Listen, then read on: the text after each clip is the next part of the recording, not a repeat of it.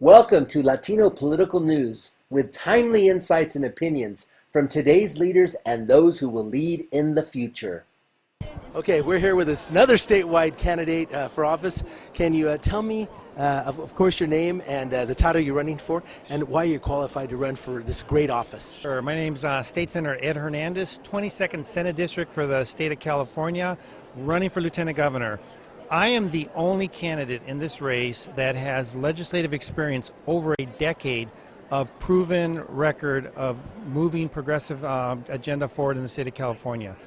But the other thing, too, that the advantage I will have is, should I become Lieutenant Governor, is take those relationships that I have to the Lieutenant Governor's office, use that to continue to work with legislation with my former colleagues, preside over the state Senate, engage politically with the caucus, but more importantly, to use that office as a bully pulpit for things that I've accomplished in the state Senate, like making sure that everyone has access to health care, making sure that every middle-class kid has the ability to go to college, but more importantly, make sure that we can have that bully pulpit to talk about our great state and how it is to come to California. You've had many successes. Can you name one just in your lifetime? Sure. Well, obviously my greatest success is my children. But legislatively, I've taken on some very big causes. For example, like just last year, the governor signed into law SB 17, which is now becoming a national model to bring transparency to prescription drug costs from the pharmaceutical drug industry, and it's going to lower it. But also raising the smoking age to 21. And I have been the leader in the state Senate as chair of the Senate Health Committee to make sure that everybody has access to health care in the state of California. Please consider using these services and programs. Por favor, considere usar estos servicios y programas.